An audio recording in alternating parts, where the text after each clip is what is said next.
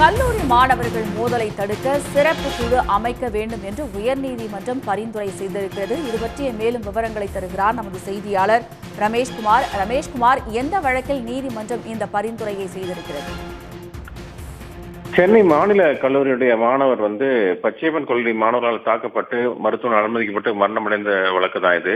இந்த வழக்குல கைது செய்யப்பட்ட பச்சையப்பன் கல்லூரி மாணவர்களுக்கு நிபந்தனை ஜாமீன் வழங்கிய சென்னை உயர்நீதிமன்ற நீதிபதி ஜெகதீஷ் சந்திரா அந்த மாணவர்கள் மோதலை தடுக்க ஆலோசனை வழங்கும்படி இரு கல்லூரி முதல்வர்களுக்கும் உயர்கல்வி துறை அதிகாரிகளுக்கும் காவல்துறை அதிகாரிகளுக்கும் மாணவர் அமைப்புக்கு உத்தரவிட்டிருந்தார். இதன்படிதான் காவல்துறை தாக்கல் செய்த அறிக்கையில கடந்த 10 ஆண்டுகள்ல 231 மாணவர்கள் தொடர்புடைய குற்ற வழக்குகள் பதிவு செய்யப்பட்டுள்ளதாக அந்த அறிக்கையில தெரிவிக்கப்பட்டிருந்தது. அதே போல உயர்கல்வித்துறை தரப்புல தாக்கல் செய்யப்பட்ட அறிக்கையில ஆய்வு செய்த அந்த காவல்துறை மற்றும் அந்த உயர்கல்வித்துறை அறிக்கை செய்யப்பட்ட தகவல்களை எல்லாம் ஆய்வு செய்த நீதிபதி ஜெகதீஷ் சந்திரா, கணித மேதை ஸ்ரீனிவாச ராமானுஜன், முன்னாள் முதல்வர் அறிஞர் அண்ணா உள்ளிட்ட பிரபலங்கள் பச்சையப்பன் கல்லூரியில் படித்துள்ளதாகவும், நோபல் பரிசு வென்ற சி.வி. ராமன் பிரபல நீதிபதிகள் மாநில கல்லூரியில் படித்துள்ளதாகவும் சுட்டிக்காட்டி, புகழ்பெற்ற இந்த கல்லூரிகளில் தற்போது மாணவர்களுடைய குற்ற நடவடிக்கையில் ஈடுபடுவது குறித்து வேதனை தெரிவித்து ஒரு தீர்ப்பை ஒன்றை வெளியிட்டிருக்கிறார்.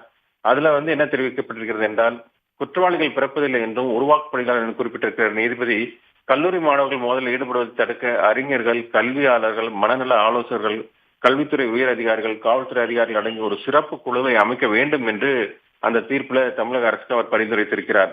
5 வளையாதது 50 வளையுமா என்ற பழமொழிக்கு ஏற்ப மாணவர்கள் மோதலை தடுக்க நீண்ட காலமாக தீர்வாக பள்ளிகளில் அடிக்கடி ஆசிரியர் பெற்றோர் கூட்டங்களை நடத்த வேண்டும் என்றும், மாணவர்கள் பிரச்சனையை அடையாளம் கண்டு தீர்வு காண வேண்டும் என்றும் தனது உத்தரவில் அந்த தீர்ப்புல நீதிபதி கேட்டுக்கொண்டிருக்கிறார்.